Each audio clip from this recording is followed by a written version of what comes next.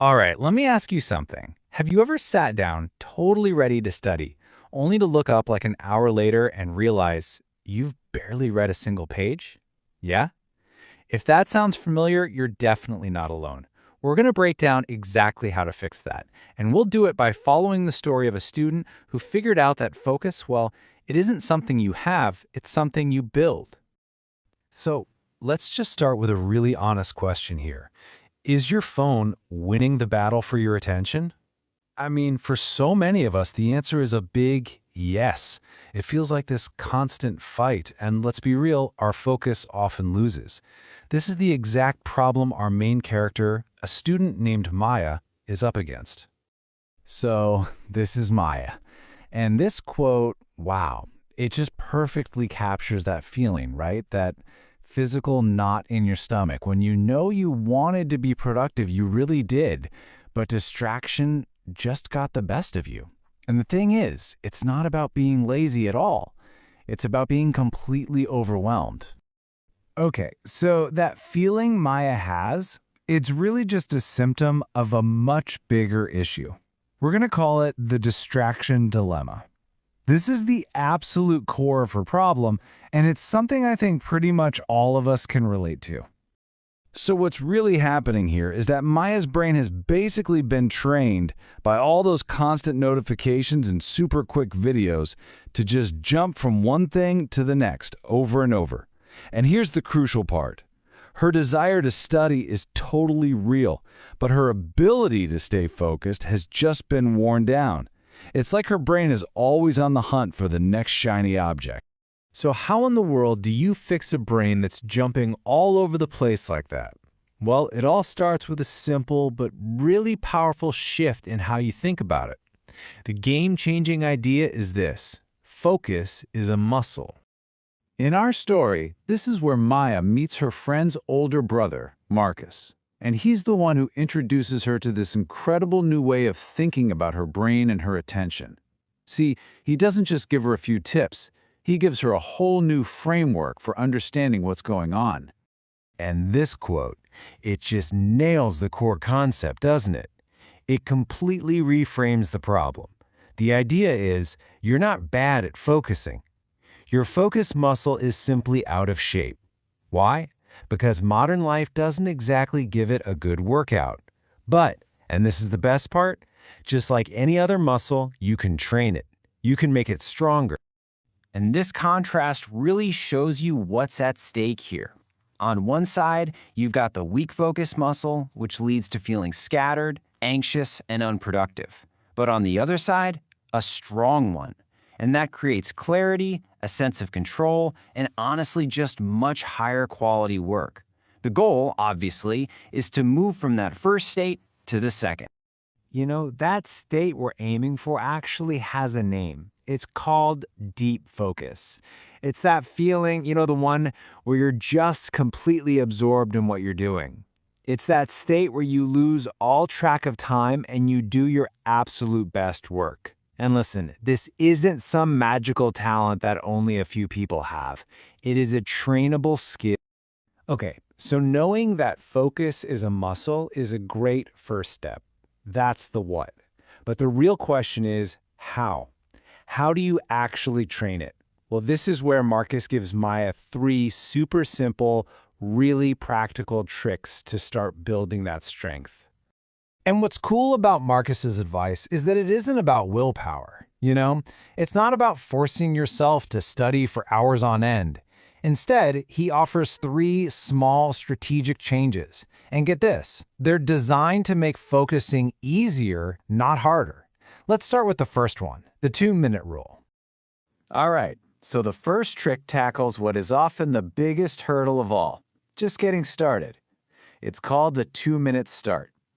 The whole idea is to make the initial commitment so ridiculously small that it's almost impossible to say no to. You literally just have to focus for 2 minutes. That's it. And the psychology behind this is just perfect. I mean, 2 minutes feels easy, right? It's so non-threatening that your brain doesn't really put up a fight. But here's the secret, the real magic. Just starting. That breaks the inertia. And what you'll find is that more often than not, those 2 minutes, they turn into 10, and then they turn into 30. Okay, trick number 2. This one is absolutely crucial. Your phone can't just be on silent. It can't just be flipped over on your desk. It needs to be physically in another room. Why? Because even just having it near you creates what's called a cognitive load. A little part of your brain is always on standby, wondering, did I get a notification? By removing it completely, you free up all that wasted mental energy. And the final trick is the focus playlist. Now, the key here, and this is a big one, is music without words. See, lyrics actually engage the language processing parts of your brain, which is, you guessed it, just another form of distraction. But instrumental music, that can create a nice, consistent, calm audio environment that helps your brain settle in and just stay on task. So Maya actually does it. She puts these 3 simple tricks into practice. And the results? Well, they're fascinating. And not just for her grades, but in ways she never ever expected. This is what we're calling the surprising payoff. So let's look at how her progress unfolds. On the very first night, she's just genuinely surprised she can study for a solid 40 minutes. Then, by week 1, she starts noticing this amazing ripple effect into other parts of her life. And by the end of week 2, it's time for the big one, the science test. And here it is, the tangible result, a 92% on her science test. A 92. Now, this wasn't because she suddenly got smarter overnight. No way. It's because she was finally able to access the intelligence she already had just by giving her brain the uninterrupted time it needed to actually learn. But honestly, what's even more amazing is that ripple effect we talked about. Training her focus muscle didn't just help her study better. She started being more present during soccer practice. She had better, deeper conversations with her mom. She even lost track of time while drawing. This one skill literally transformed her entire experience of life. And this is really Maya's core message to anyone out there who feels like she used to.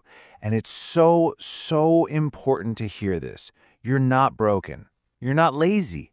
You're just training your brain the wrong way.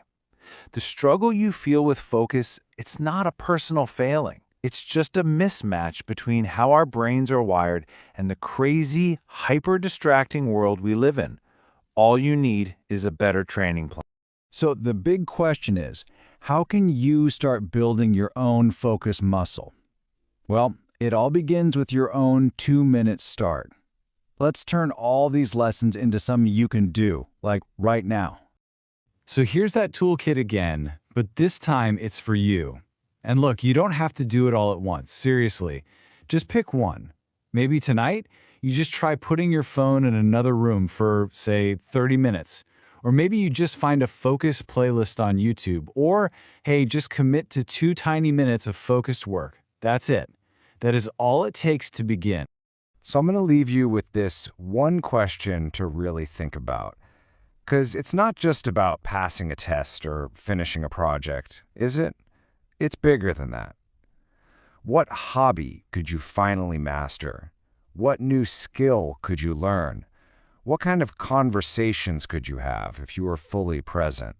What could you really do if you took your focus back? That is something worth finding out.